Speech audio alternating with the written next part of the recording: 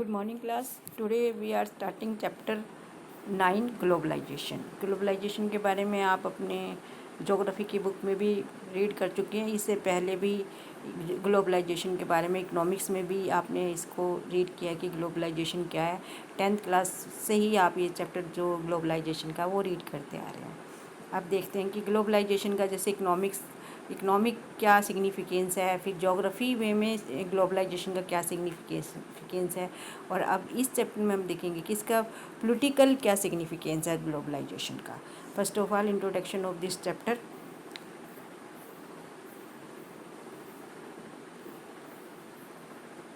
We begin by analyzing the concept of globalization and then examine its causes। पहले तो हम इस chapter में देखेंगे कि ये कॉन्सेप्ट क्या है, कॉन्सेप्ट को एनालाइज करेंगे, उसके बाद फिर हम इसके कॉजेज़ देखेंगे ग्लोबलाइजेशन के क्या कॉजेज़ हैं। We then discuss at length of political, economical and cultural consequences of globalisation. उसके बाद हम ग्लोबलाइजेशन के जो पॉलिटिकल, इकोनॉमिक एंड कल्चरल जो रिजल्ट है, कॉन्सिक्वेंसेज है, उनको रीड करेंगे। और interest is also in studying the impact of globalisation on India as well as how India is affecting globalisation. और मोस्ट इम्पोर्टेंट कि हम इस चैप्टर में इंडिया के बारे में रीड करेंगे कि ग्लोबलाइजेशन का इंडिया में क्या इम्पैक्ट है और किस तरह से ग्लोबलाइजेशन इंडिया को अफेक्ट कर रहा है। We finally draw attention to resistance to globalization, how social movement in India also form part of this resistance। कि किस तरह से हमारी कंट्री में इसके जो ग्लोबलाइजेशन के लिए रेजिडेंस यानी इसके अगेंस्ट में या इसके फेवर में क्या रिएक्शन चल रहा है उसको देखेंगे, और हाउ सोशल मूवमेंट और कितने सोशल जो मूवमेंट है वो इस रेजिडेंस का पार्ट बने हुए हैं। तो बच्चों let's start this chapter globalisation. First of all इसमें पहले हम देखेंगे कॉन्सेप्ट ऑफ ग्लोबलाइजेशन की ये ग्लोबलाइजेशन है क्या। इसके लिए इस बुक में आपको 3 एग्जाम्पल दिए गए, एक तो जनार्दन का, एक रामधारी का, एंड सारिका का। इन तीनों एग्जाम्पल से ये समझाने की कोशिश की गई है कि ग्लोबलाइजेशन क्या है। उसके बाद फिर इसकी एक प्रॉपर डेफिनेशन फ्रेम की जा सकती है, वो तुम खुद भी कर सकते हो और जो बुक में गिवन है वो भी कर सकते हो। फर्स्ट एग्जाम्पल है जनार्दन का।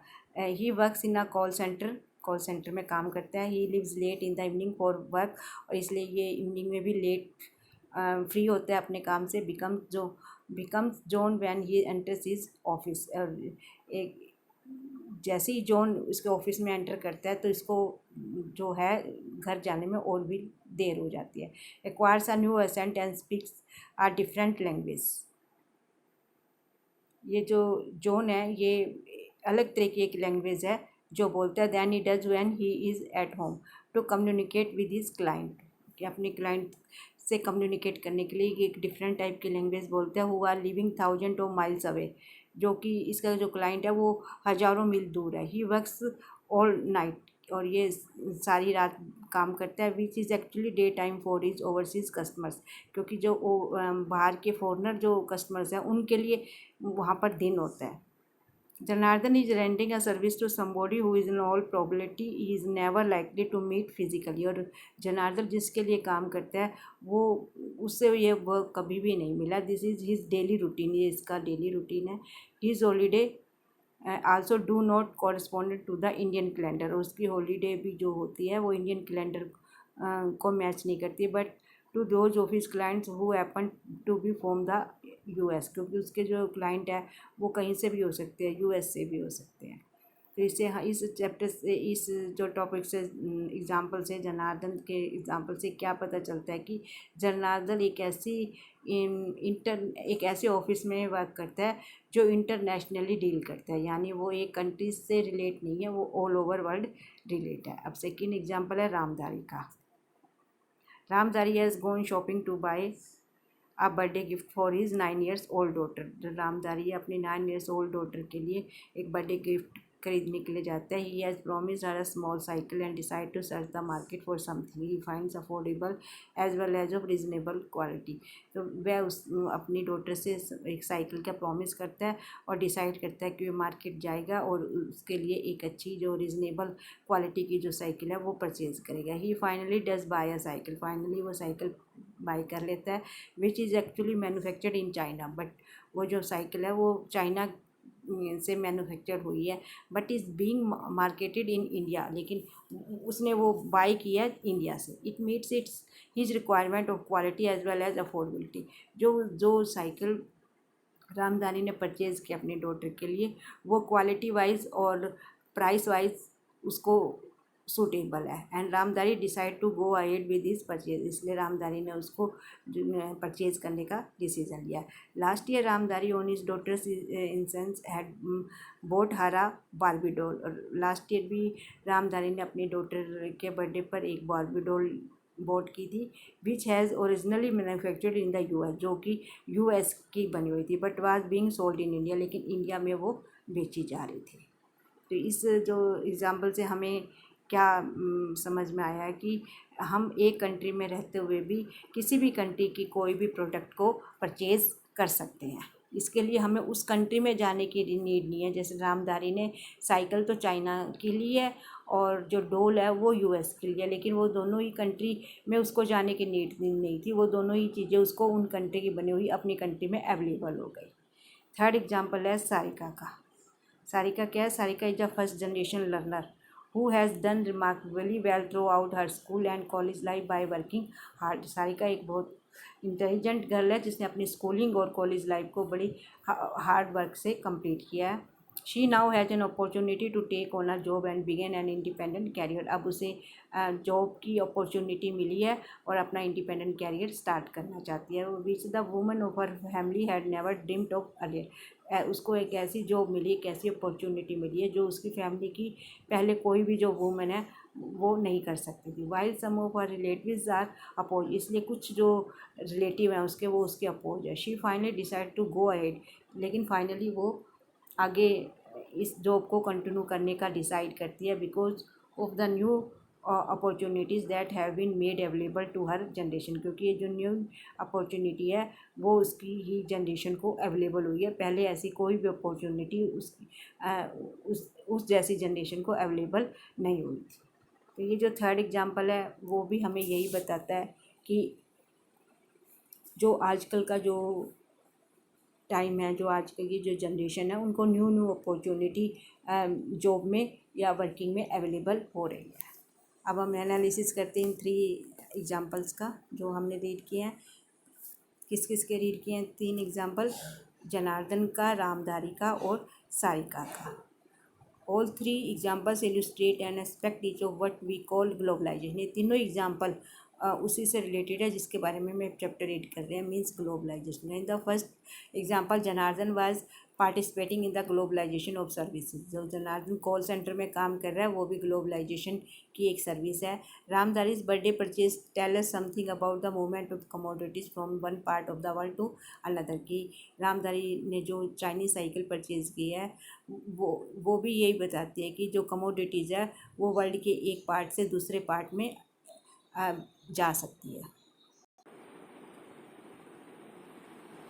सारिका, थर्ड जो एग्जांपल है सारिका का, Sarika is faced with the conflict of values party originating from a new opportunity that earlier was not available to the woman in her family but today is part of a reality that has gained wider acceptability। कि सारिका को ऐसी opportunity मिली है job में जो उसकी family की पहले किसी वुमन को नहीं मिली थी।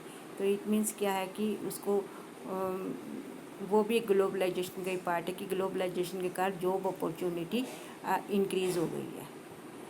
If we look for example of the use of term globalization in real life, we will realize that it is used in various contexts।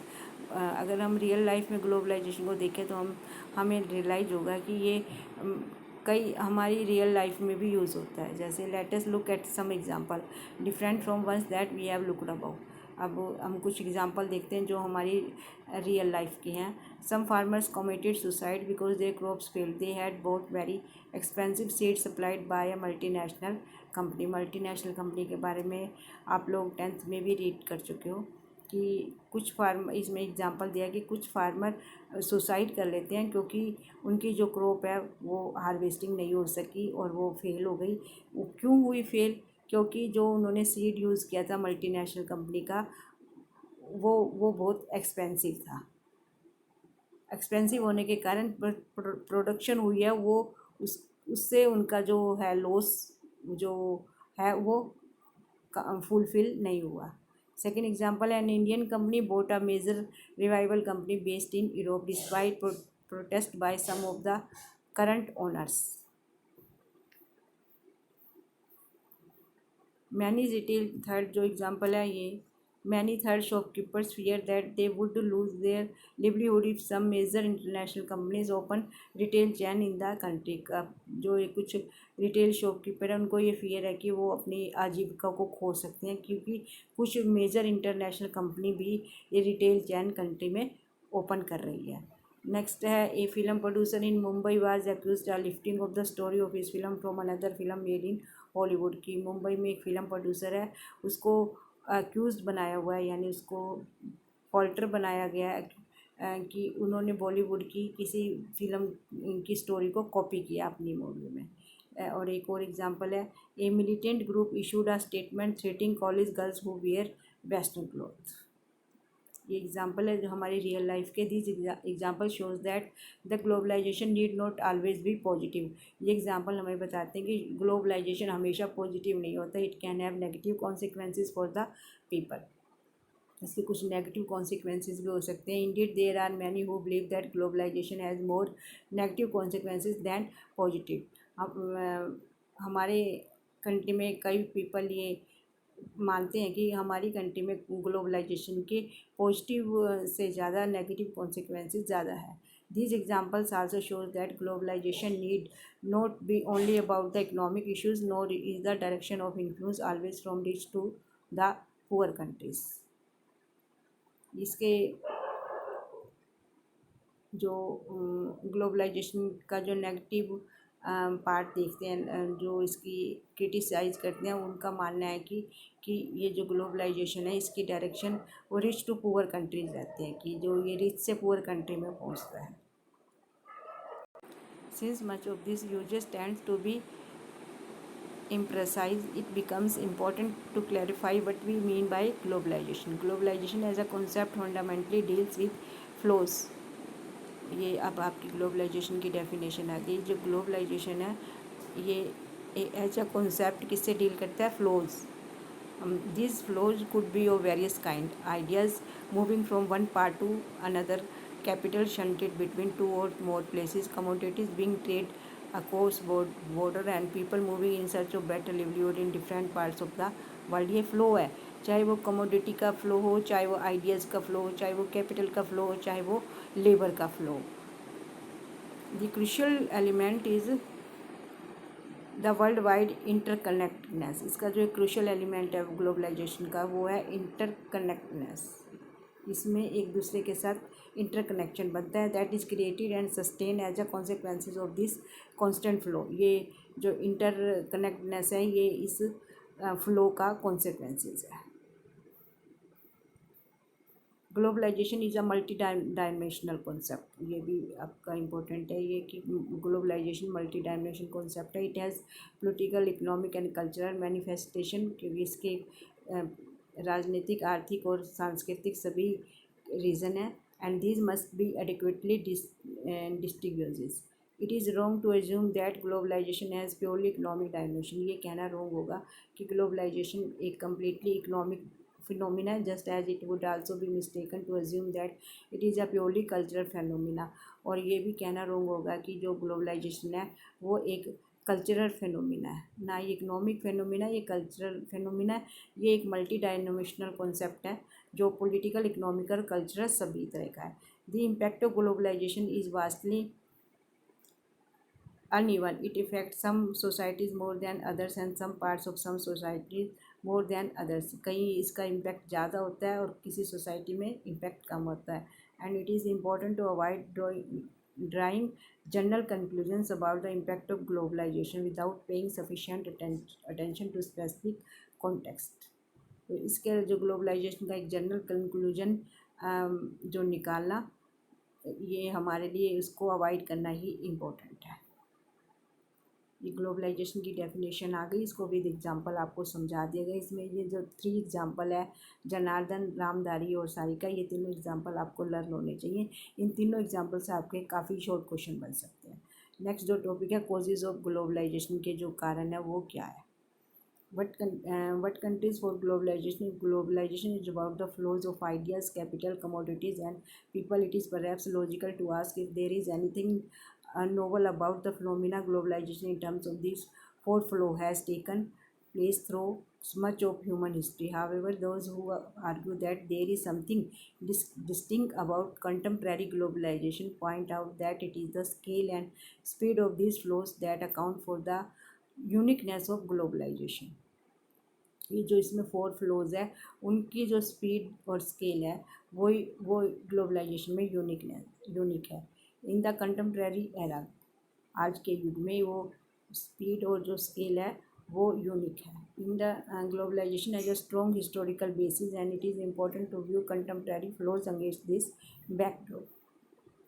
When major economic events take place, their impact is felt outside their immediate local, national or regional environment at the global level. जब economic events होते हैं, कहीं take place होते हैं, वहीं तब globalisation के जो इम्पैक्ट है वो फील किए जा सकते हैं, लोकल लेवल पर भी, नेशनल लेवल पर भी और रीजनल लेवल पर भी। उसके बाद है ये पॉलिटिकल कॉन्सिक्वेंसेस। अब हम क्योंकि ये मल्टी डायमेंशनल फिनोमिना है, पॉलिटिकल भी है, इकोनॉमिक भी है, कल्चरल भी, तो हम फिर इस सबसे पहले इसमें देखेंगे पॉलिटिकल इसके कॉन्सिक्वेंसेस क्या है।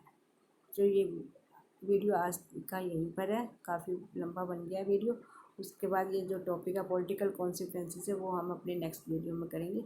आप इस वीडियो को ध्यान से सुने, 1 टाइम में समझ नहीं आता तो 2 टाइम्स सुने, 3 टाइम्स सुने, और एज वेल एज चैप्टर भी रीड करेंगे तो ये ग्लोबलाइजेशन का जो कॉन्सेप्ट है ये आपको क्लियर हो जाएगा। और बट इसमें आपको और भी बेनिफिट होगा कि ये अगर हो गया तो ये आपके अदर सब्जेक्ट में भी ये कॉन्सेप्ट आपके काम आएगा। ओके बच्चों, बाय।